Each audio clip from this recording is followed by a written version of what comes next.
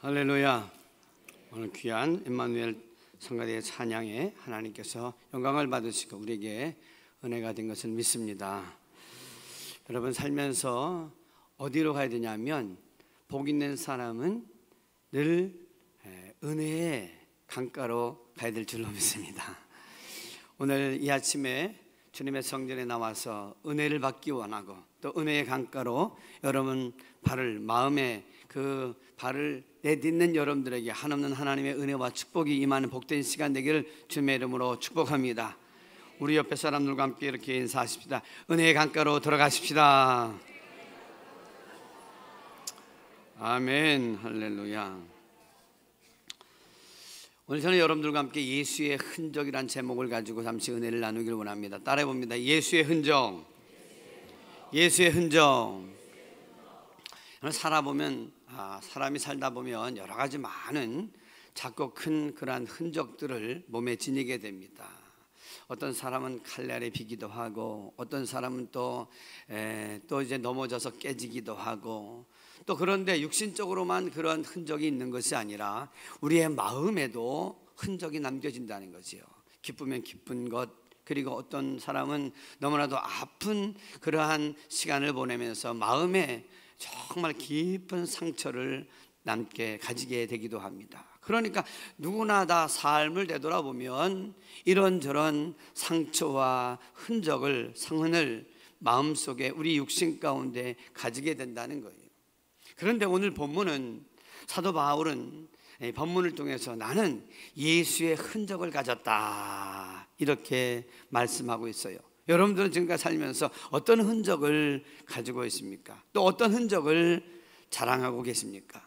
오늘 본문 갈라디아서 6장을 통해서 우리에게 주시는 하나님의 은혜를 한번 살펴보면서 주의 말씀을 따라가 보기를 원합니다. 한번 11절을 다 같이 한번 볼까요? 11절 시작. 내 손으로 너희에게 이렇게 큰 글자로 쓴 것을 보라.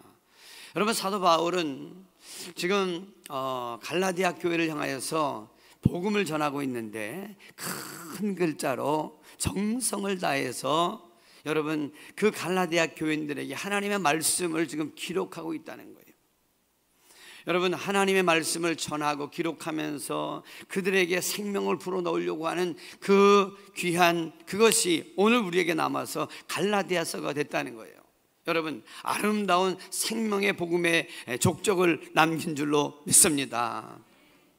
그래요. 그러니까 여러분, 사람은 사람에게 원망하고 불평하거나 화를 내거나 그런 부정적인 그런 영향을 끼치면서 흔적을 남기는 사람이 있는 반면에 오늘 여기 보니까 아주 자랑스럽게 내가 큰 글자로 쓴다 그러면서 생명의 말씀, 하나님의 복음을 지금 쓰고 있다는 아주 기쁘고 자랑스러운 이야기를 하고 있다는 거예요.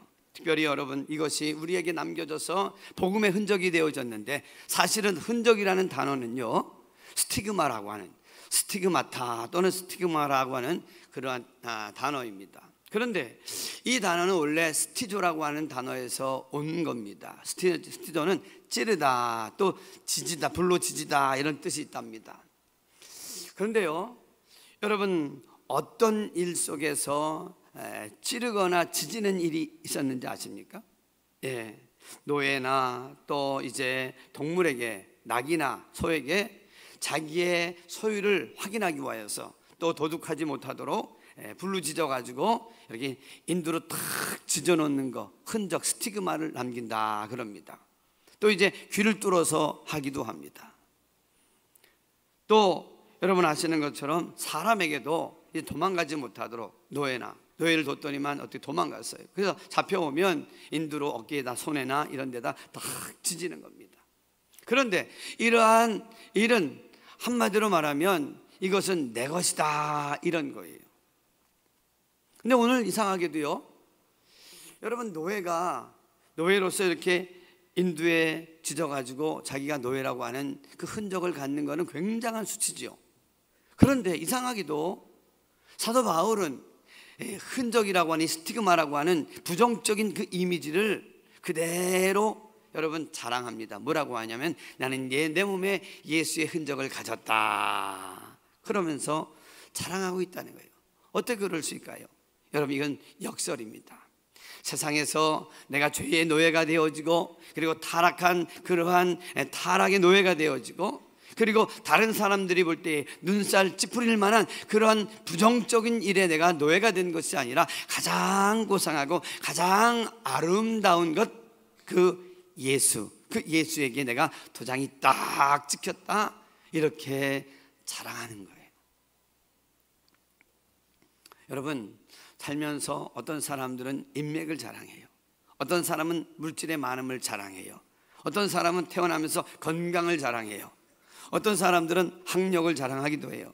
어떤 사람들은 자기 나름대로의 명예를 자랑하고, 어떤 사람들은 지금까지 살아오면서 수많은 그러한 경험과 연륜을 자랑하기도 합니다.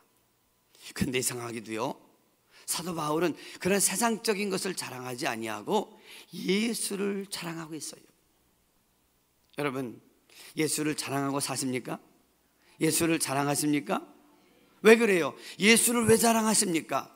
예수 만나고 나니까 나의 삶이 어디서부터 와서 무엇 때문에 살며 어디로 가는지 삶의 목적을 찾았고, 삶의 이유를 찾았고, 예수 안에서 누리는 이 감격은 세상 어디에서도 맛보는 놀라운 감격과, 또 다른 사람들이 알 수도 없는 이 희열을 맛본 사람들은 예수를 자랑할 수밖에 없다는 거예요. 여러분, 어디 가서 맛있는 짜장면 한번 먹고 와도 자랑합니까? 안 자랑합니까? 자랑하는 게 일반적이에요. 여러분, 자랑하지 않습니까? 여러분, 누가 나에게 아주 좋은 옷을 선사했다, 내 자식이, 그럼 그것을 자랑하고 싶어요. 그런데 그 모든 세상적인 자랑을 다 뒤로하고 사도 바울은 예수를 자랑하고 있다는 거예요. 왜 그럴까요? 그가 만난 예수는 구원의, 소망의, 희망의, 생명의, 능력의 주시기 때문인 줄로 믿습니다. 그런데 반면에 12절을 한번 보십시다. 12절 시작. 무릇 육체의 모양을 내려하는 자들이 억지로 너에게 할례를 받게 함은 그들이 그리스도의 십자가로 말미암아 박해를 면하려 한 뿐이라. 여기 보니까 그 갈라디아 교회 안에 유대교를 믿던 사람들이 들어와서 예수를 믿는데 이단들이 들어와서 혼동스럽게 하는 거예요. 여러분, 당신들은 유대인들이지 않습니까? 그런데 무슨 예수의 흔적을 자랑하고 예수를 자랑합니까? 십자가를 자랑합니까? 할례를 받은 것을 자랑해야 되지 않겠습니까? 할례를 받은 것, 그것이 구원의 증표입니다. 여러분, 하나님께서 아브라함으로 하여금 성결하게 하도록 선민의 증표로 그 할례를 하게 했는데, 그것이 내려오면서 어떻게 해요? 이제는 할례를 받은 것만으로 가지고 구원받았다고 이야기하려고 하는 거죠. 그런데 여기 분명히 이렇게 이야기합니다. 그것이 아니다. 그들이 그리스도의 십자가로 말미암아 박해를 면하려고 한다. 여러분, 할례를 자랑하고 할례를 통해서 구원받는다고 자랑하는 까닭이 다른 데 있다는 거예요. 뭐냐면, 내가 하나님의 거룩한 선민으로 할례를 받았으니까 내가 세상 가운데서 거룩하게 살고 구별되게 살아서 하나님을 영화롭게 하려고 하는 그러한 할례가 아니라, 여러분, 여기 보니까 핍박받는 것을 면하려고. 무슨 얘기입니까? 그 당시에 로마가 다스리고 있었는데 로마가 예수 믿는 사람들을 핍박했습니다. 왜냐하면 예수는 십자가에 죽으셨지만 그분은 다시 부활하신 생명의 주인이요, 그리고 로마의 그 황제가 주가 아니라 예수 그리스도가 진정한 주이십니다 고백하니까 이 예수를 믿는 그리스도교를 핍박하기 시작했어요. 그런데 오늘 이 할례를 받고 유대교에 있던 사람들이 예수를 믿으면서 야, 그렇습니다 그랬는데 이단이 들어오고 핍박이 들어오면서 저들이 혼동되기 시작했어요. 그러면서 뭘 자랑해요? 예수보다는 할례 받은 이 증표를 자랑하기 시작해요. 그래서 누가 가다가 너 예수 믿는 사람이지 하고 핍박을 하면 나 아닙니다. 나는 유대교입니다. 유대교는 로마 나라에서 제국에서 인정받았던 이스라엘 사람들의 공교기 때문에 그거는 괜찮아요. 그런데 보니까 유대교이지 않습니까? 뭘로 증거할 수 있느냐? 그러면 어떻게 할례 받은 걸 딱 보여주는 겁니다. 여기 증거가 있지 않습니까? 그러면서 핍박받는 거나 고난당하는 걸 살짝 어떻게 해요? 피해가는 도구로 사용했다는 거죠.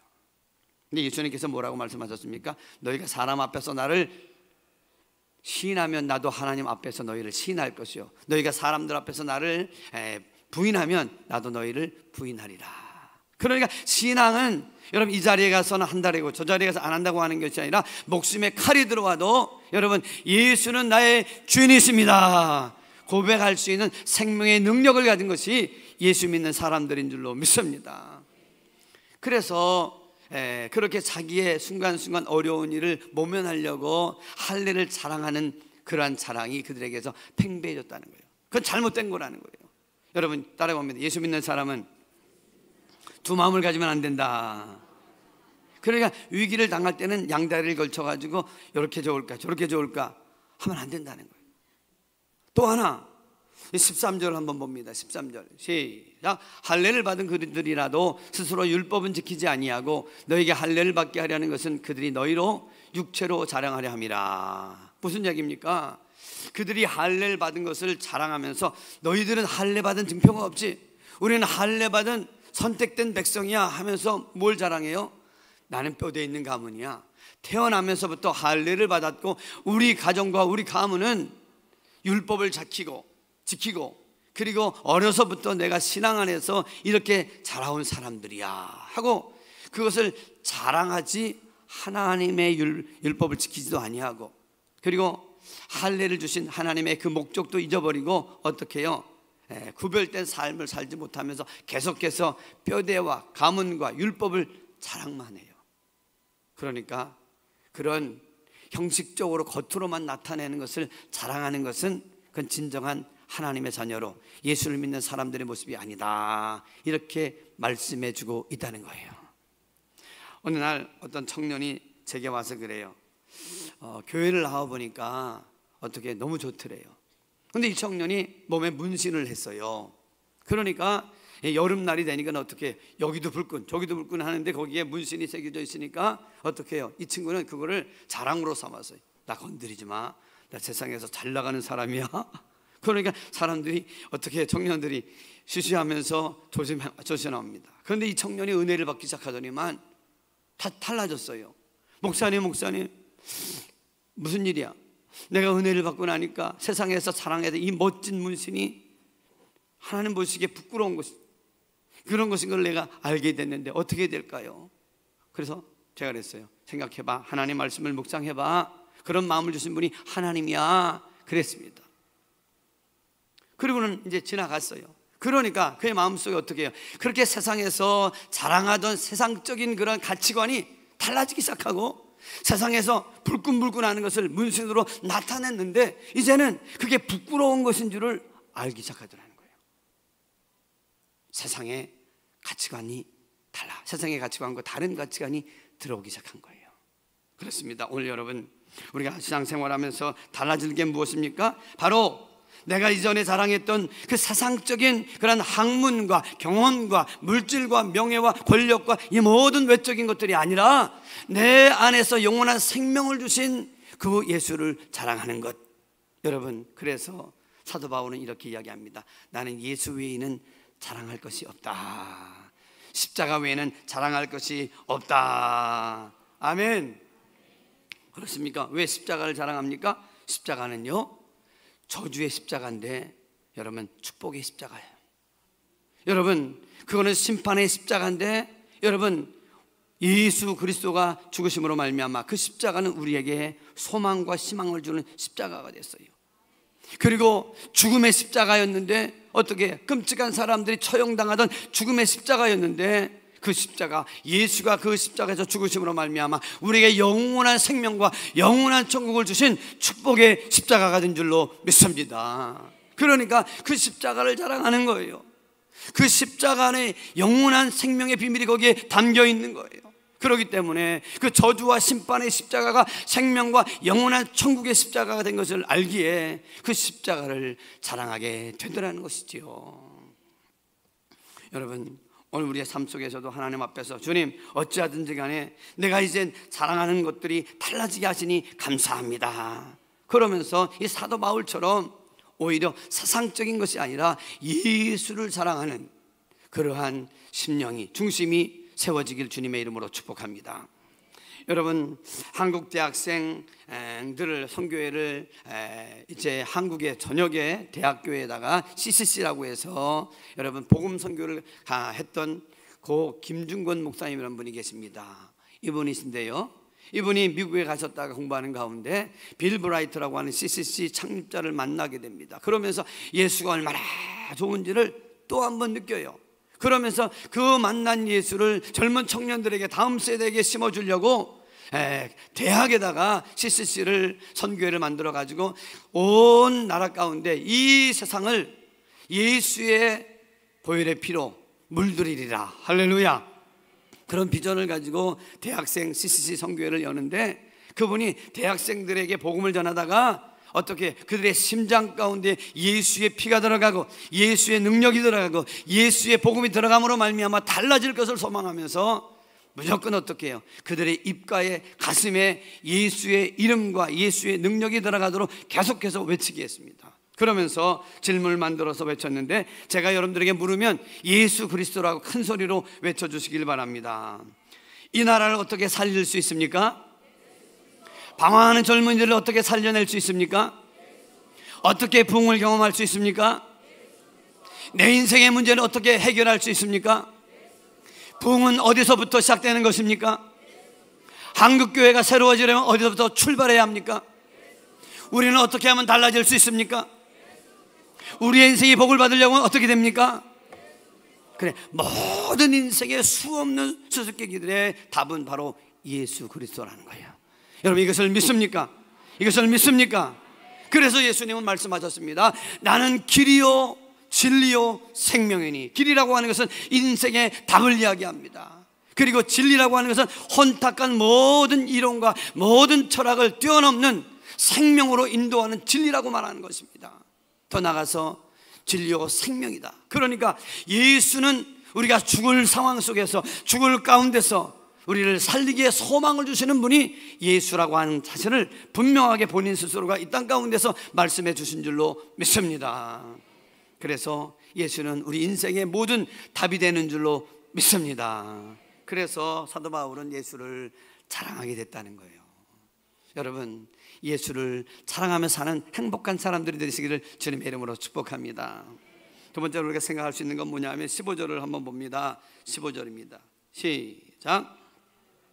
할례나 무할례가 아무것도 아니로되 오직 새로 지으심을 받는 것만이 중요하니라. 그래요. 여러분, 할례 받은 증거, 그리고 내가 이제 오랜 동안 신앙생활했다는 그런 것도 중요하지만, 그보다 더 중요한 것은 내가 예수 만남으로 인하여서 이전과 이후가 달라지는 삶의 터닝 포인트가 생겨지는 것, 그래서 새로운 존재가 되어지는 것, 이것이 그 어떤 것보다도 하나님 앞에서는 중요하다, 이렇게 말씀하고 있는 겁니다. 여러분, 이스라엘 나라에 사내들이라고 하는 그러한 70명에서 72명 되어지는 공회가 있습니다. 오늘날로 말할 것 같으면 국회를 이야기합니다. 그런데 국회의원이었어요. 누가? 니고데모가. 근데 그 니고데모가 철학을 하고 많은 경험을 갖고 정치, 그런 어떤 명예와 권력을 가진 사람인데 영혼에 대한 소망을 가지고 있기 때문에 예수님께 밤중에 나갔습니다. 다른 사람들이 보면 좀 쑥스러우니까. 그래서 예수님께 나가서 어떻게 하면 내가 어떻게 되면 영생을 얻으리까? 그러니까 예수님께서 뭐라 그래요? 내가 거듭나야, 물과 성령으로 거듭나면 된다. 아니, 내가 그러면은 이 나이가 되는데 어머니 뱃속에 어떻게 들어가서 다시 납니까? 예수님께서 이 철없는 녀석아, 세상에 그런 많은 경험과 그런 철학과 공부를 했음에도 불구하고 거듭난다는 그런 의미 있는 진리의 얘기를 알아듣지 못하느냐? 그 다시 거듭난다는 말은 물과 성령으로 영적으로 거듭나는 것을 말한다. 할렐루야.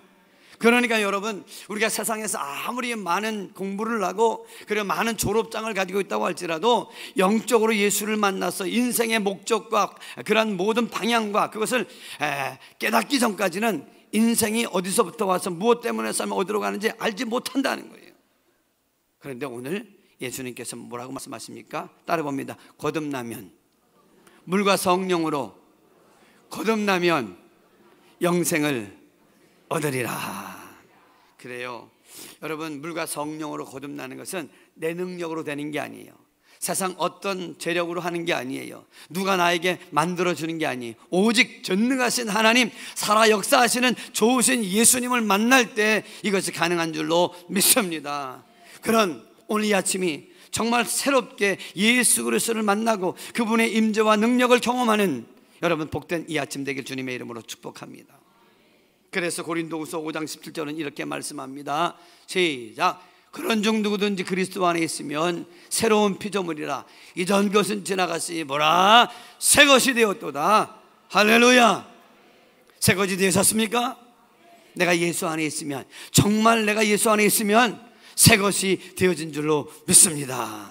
우리 옆에 사람과 함께 내가 보니 정말 새 것이 되었네요. 시작.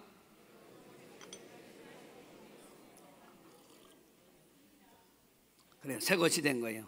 어디서 나타날까요? 우리의 얼굴과 우리의 입술과 우리의 모든 삶의 모습들이 어떻게 해요? 예수의 향기를 드러내는 모습 속에서 새로운 존재가 되었구나. 아까 우리 문신했던 청년의 얘기를 잠깐 더 이어갑니다. 그 청년이 한번 제가 한 5년 있다가 그 청년을 어떻게 다시 만나게 됐어요. 만났더니만 그 청년이 목사님을 쫓아오면서 반가워요. 어떻게 잘 지냈냐 그랬더니만 아유 목사님 내가 잘 지낼 뿐만 아니라 지금 주일학교 교사를 하는데 얼마나 신나는지 몰라요. 할렐루야. 여러분 교회 생활도요, 주일날 이렇게 왔다가 가시는 것도 귀하지만 교회에 구석구석에 여러분 봉사할 자리에 들어가서 봉사하고 성가대로 섬기고 차량으로 섬기고 많은 영상부 그 외에 많은 부부에 들어가서 하게 되어지면 그 하나님의 말씀이 내 것이 될 뿐만 아니라 그 봉사하지 않는 사람은 알 수 없는 놀라운 신비한 은혜와 능력을 경험하게 되는 줄로 믿습니다. 그래서 우리 교회는 1인 1사역을 다 감당하기를 소망합니다. 아멘. 바라기는 우리 모든 성도들이 다른 부서에 들어갈 것 없으면 성가대로 다 차서 여기도 꽉꽉 저기도 꽉꽉. 할렐루야. 그래서 모든 사람들이 성가대원이 되는 놀라운 역사가 일어나길 주님의 이름으로 축복합니다. 그런 거예요. 근데 그 청년이 그래요. 목사님 너무 신나요. 내가 어떻게 아이들을 가르치는지, 나같이 무식한 것이 어떻게 가르치는지 아이들이 제가 말씀을 전할 때요, 내 말보다 내가 주님을 사랑하는 그 모습에서 막 은혜를 받는다 그래요. 내가 얼굴이 천사로 바뀌었나요? 바뀐 거 같긴 같다. 근데 이 친구가 보여주면서 목사님 그것만 바뀐 게 아니에요. 여기 보세요. 그랬더니만 여기도 보여서 옷을 훅 벗는 거예요. 그냥 문신을 다 지워버렸더라고요. 왜 지웠니? 그랬더니만 제가 교사를 하려고 하는데 애들이 오질 않아가지고요, 나는 너무 아이들을 사랑하는데 아이들이 내게 오질 않아요. 그래서 말씀을, 목사님이 옛날에 말씀을 보라고 했던 것을 기억하고 막 찾아보는데 레위기 19장 28절에 보니까 문신한 사람들은 저주를 받을지어다 그랬으니 내가 이 말씀을 보고 안 되겠구나. 그래서 나는 성령 받아서 내가 교사를 하려고 하는데 어떻게 될까? 다른 사람 시험 들게 하면 안 되잖아. 그러니까 가하나 가하지 않다고 했으니까 아무튼 간에 하나님 그런 마음을 주셔서 아이들에게 더 가까이 가고 아이들로 사랑하려고 하니까 없애야 되겠더래요. 그래서 큰 마음 먹고 요즘에는 기술이 좋아가지고 레이저로 씻는데 돈이 많이 들어갔대요. 그리고는 어떻게 해요? 레이저로 해서 찢어져서 금방 하는 줄 알았더니 얼마나 고통스러운지 돈은 들어가는데 고통도 따라오더래요. 할렐루야. 그런데도 끝나고 났는데 그 다음날 얼마가 가서 아이들한테 보여주면서 하니까 아이들이 얼마나 좋은지 막 매달리고 하더래요. 할렐루야. 그 고통과 돈이 문제가 아니더래요. 그러면서 신나게 지금 교사를 하고 있다는 간증을 들었습니다. 여러분 그래요. 왜 그럴까요? 그 청년이 예수를 만나고 나니까 이전과 이후가 달라지게 되더라는 거죠.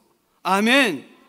그렇기 때문에 새로운 존재, 새로운 빙이 되니까 그의 언어와 그의 얼굴의 표정과 그의 하는 모든 행동들이 세상 것과 달라지는 그의 아름다운 모습이 내가 볼 수 있도록 여러분 변해가는 것을 보게 됐습니다. 오늘 여러분 예수를 만나셨습니까? 예수를 만나셨습니까? 만나셨으면 여러분의 얼굴과 눈빛과 모든 것들이 예수를 닮아가는 은혜가 있기를 주님의 이름으로 축복합니다. 마지막으로 우리가 생각할 수 있는 건 뭐냐면 한번 17절을 다 같이 한번 보십시다. 17절 시작.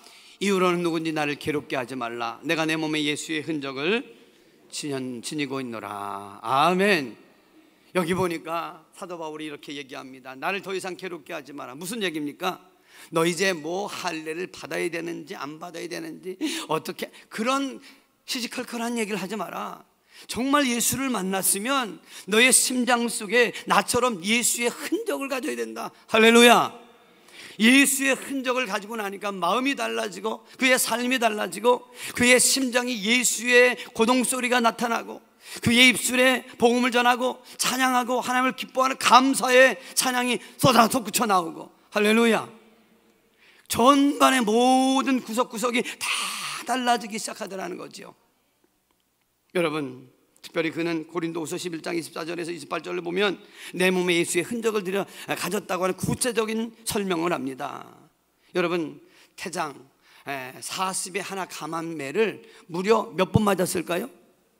3번? 여러분, 5번 맞았어요. 5번.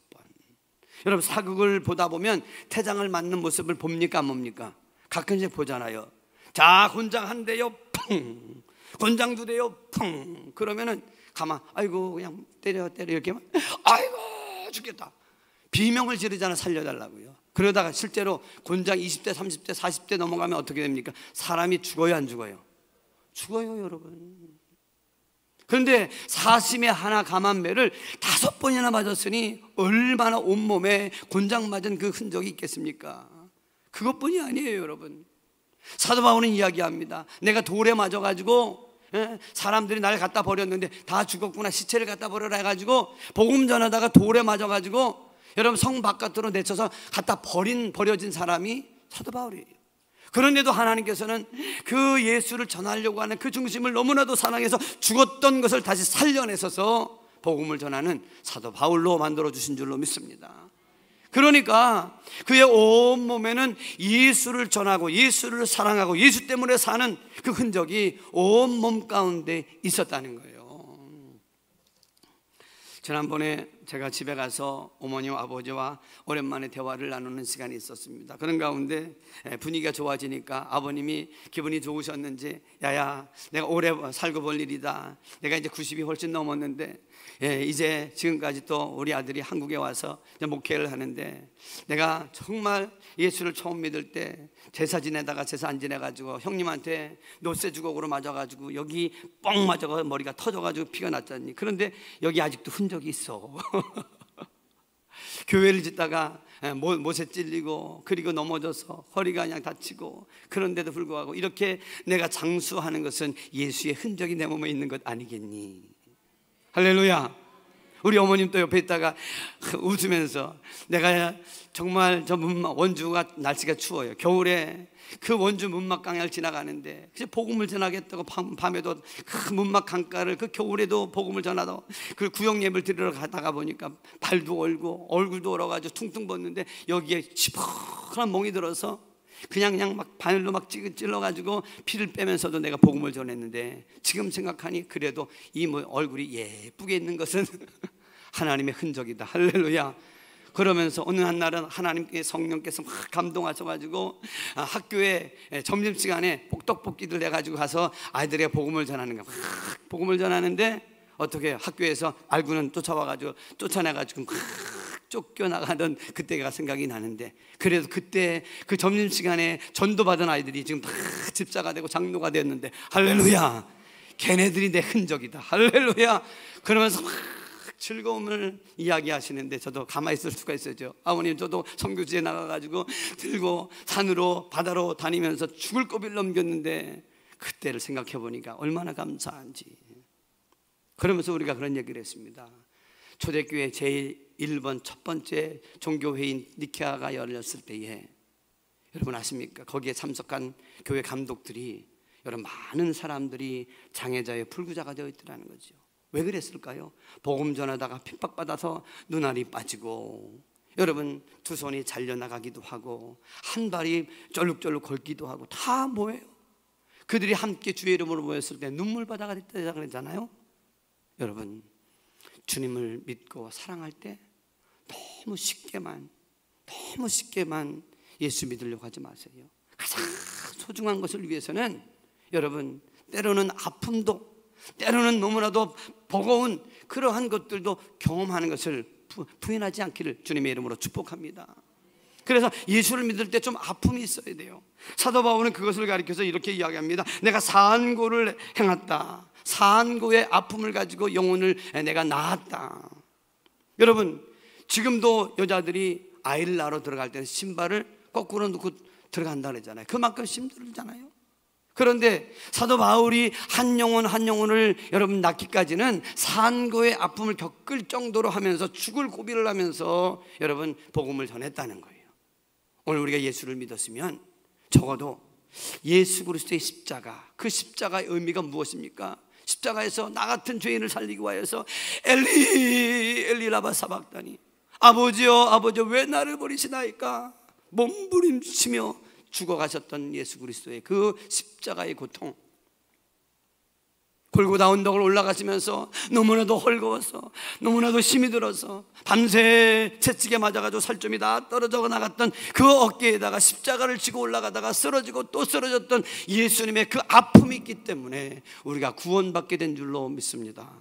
그렇다고 하면 나 또한 아직도 예수 믿지 않는 내 사랑하는 가족, 엄마, 아버지, 내 친구, 동생, 남편, 아내, 그들의 영혼을 위해서는 내가 적어도 아픔을 가지고, 아픈 마음을 가지고 기도할 수 있는 심장이 되길 간절히 바랍니다.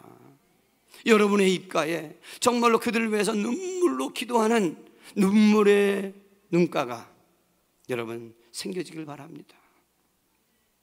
하루는 스펄전 목사님에게 한때 정말로 한 시대를 주름잡는 많은 부흥회를 이끌고 교회 성장의 모델이 됐던 그 스펄전 목사님에게 사람들이 와서 어떻게 하면 많은 영혼들을 구원하고 교회를 성장할 수 있는 비결이 무엇입니까 하고 많은 목회자와 성도들이 찾아와서 물었다고 합니다. 그랬더니만 그분이 이렇게 이야기합니다. 제가 무슨 능력이 있습니까? 예수님께서 이렇게 말씀하셨지요. 기도 외에는 이런 유가 나갈 수 없다 그랬는데 한번 보세요 하고는 그 목회자들과 성도님들을 데리고 저 지하로 내려가더랍니다. 그랬더니만 그 교회에 그 낮인데도 불구하고 그 지하에 마룻바닥에 그렇게 울면서 기도하는 사람들이 그렇게 많더라는 거죠. 저 성도님들의 눈물의 기도가 우리 교회를 이렇게 키워 한 시대의 부흥을 이루게 했습니다. 그러면서 앞으로 더 나와보세요 하더니만 앞으로 나가니까 그 앞에 마룻바닥에 여기저기 들어가고 구멍이 난 자리까지 있더래요. 얼마나 무릎으로 비벼대면서 기도했던지 간에 구멍이 마룻바닥에 났더라는 거죠. 여러분, 그런 눈물의 기도가 여러분 하나님의 나라를 세우고 추구하는 영혼들을 세우게 된 원동력이 된 줄로 믿습니다. 마찬가지예요. 여러분 주변에 아직도 예수를 알지 못하는 그들에게 어떻게 내가 그들을 살리는 생명의 그러한 길을 열어줄 수 있습니까? 그것은 내가 아픈 마음을 좀 가져야 돼요. 아픈 좀 시간을 좀 그들을 위해서 할애해야 돼요. 그렇게 되어질 때 어떻게 됩니까? 바울 갈라디아서 4장 19절을 한번 보십시다. 갈라디아서 4장 19절 시작. 나의 자녀들아 너희 속에 그리스도의 형상이 이루기까지 다시 너를 위하여 뭐라고요? 해산하는 수고를 하였느니라. 제가 얼마 전에 어떤 한 가정과 이제 면담을 하게 됐습니다.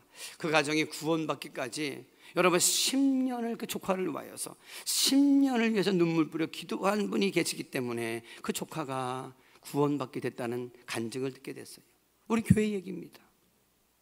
여러분 하루아침에 되는 것이 아니라 얼마나 많은 시간 그 조카를 위해서 그 가정을 위해서 눈물로 기도했기에 여러분 그 눈물의 기도는 그 눈물의 씨앗은 헛된 것이 되지 않은 줄로 믿습니다. 그래요. 하나님의 나라는 말로 되어지는 것이 아니라 눈물과 헌신과 애씀으로 아픔으로 세워지는 나라가 하나님 나라요 생명의 나라인 줄로 믿습니다. 그래요. 간증 하나 더 하고 마치려고 합니다. 어느 날 노인이 된 큰 부자 노부부가 이제 나이가 들어가면서 정원사를 다시 주게 됐습니다. 왜냐하면 집이 너무 크고 또 이전에 그 정원사도 이제 나이가 들어서 감당을 못하겠다고 사임을 하고 가니까 어떻게 해요? 다시 뽑아야 되겠다 해서 광고를 내면서 오실 때에는 면접을 볼 때 여러분들이 애쓰고 수고했던 작업복을 하나씩 가져와 오면 좋겠습니다 그랬다는 거예요. 그랬더니 어떻게 해요? 사람들 저마다 그 집에 부자고 좋아서 작업복을 가지고 그 면접에 응시했다는 거죠. 무엇을 가지고? 작업복을 가지고. 그런데 그 많은 작업복을 가져온 사람들, 지원했던 사람들의 그거를 다 리젝을 하고 거절을 하고 한 청년을 뽑았다는 거예요.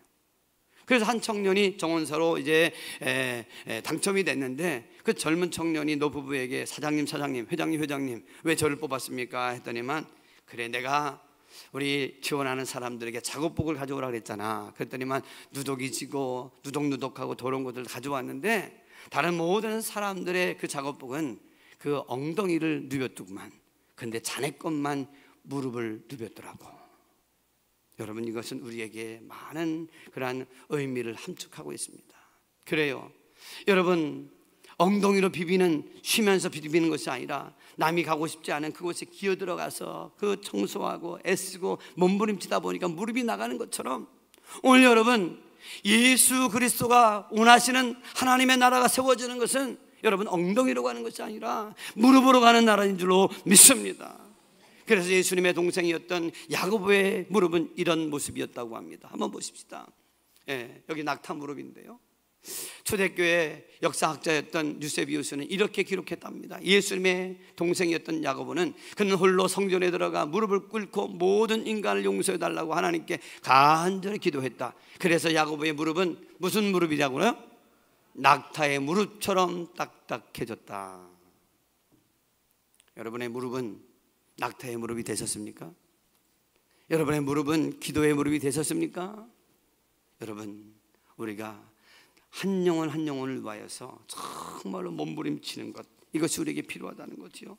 그렇습니다. 이제 우리는 정말 어찌 보면 나의 삶 속에서 한번 하나님의 뜻대로 살아갈 수 있는 예수의 흔적을 내 몸에 지녀야 되지 않겠습니까? 그래서 사단이 뭐 예수를 믿는데 그렇게 유별나게 이렇게 예수를 믿으려고 해, 다른 사람들을 막 편하게 믿어, 적당하게 믿어, 그렇게 우리를 유혹할지 몰라요. 그럴 때마다 여러분 뭐라고요? 내게는 예수 그리스도의 흔적이 있기를 원해. 그건 내가 만드는 게 아니에요. 내가 주를 위해서 애쓸 때에 주님께서 주시는 흔적인 줄로 믿습니다. 어떤 흔적입니까? 돈으로 사람들이 유혹하여도 넘어가지 않고 이를 악물은 입술의 흔적이 예수의 흔적인 줄로 믿습니다. 더 나아가서 육신의 정욕으로 유혹하여도 인내하며 넘어가고 있는 흔적들, 크지 마음을 모으면서 죄 짓지 아니하고 몸부림치려고 하는 인내의 흔적들, 일생의 사랑거리로 유혹해도 넘어가지 않는 흔적들이 예수 그리스도의 피 흘려 사신 그러한 예수의 흔적들이, 믿음으로 살려고 하는 그 흔적들이 우리의 눈가에, 우리의 손에, 우리의 마음에 여러분 새겨지기를 주님의 이름으로 축복합니다. 그래서 어느 날 주님 앞에 섰을 때에 내가 보기에 나는 정말로 나의 흔적이 참 많이 있구나. 그렇게 주일날 봉사하고 애쓰고, 식당에서 애쓰고, 차량으로 애쓰고, 그리고 남몰래 그렇게 헌신하며 손이 부르트고 발이 부르튼 이 흔적을 내가 다 보았다. 여러분, 주님 앞에 내놓을 수 있는 예수의 흔적, 그 흔적을 여러분의 몸에, 여러분의 삶에, 여러분의 심령에 여러분 많이 가지시기를 주님의 이름으로 축복합니다. 그런 마음을 가진 분들은 가슴에 한번 손을 얹어 보시기 바랍니다. 그리고는 저를 따라 한번 기도해 주시면 좋겠습니다. 하나님 아버지, 내 영혼을 위하여 고난을 달게 받으며 고난의 흔적을 남기겠나이다. 하나님 아버지, 내게 맡겨주신 영혼들을 위하여 고난도 불사하며 고난의 흔적을 남기겠나이다. 훗날 인생을 다 마치고 주님 앞에 섰을 때에 영혼을 위한 고난의 흔적을 가지고 기쁨으로 주님을 만나러 가겠습니다. 예수님의 이름으로 기도합니다. 아멘. 이제 우리 한번 그런 마음을 가지고 여러분 귀한 마음의 소원, 간절함, 다짐과 각오가 좀 있으면 좋겠습니다. 그래서 지금 내 마음의 주를 향한 사랑이, 이 찬양 부르면서 주님, 내가 이 마음, 이 가사 그대로 내 마음의 소원입니다, 소망입니다. 주님, 사도 바울처럼 이렇게 살게 하여 주옵소서. 우리 한번 찬양하면서 한번 다짐을 새롭게 해보십시다.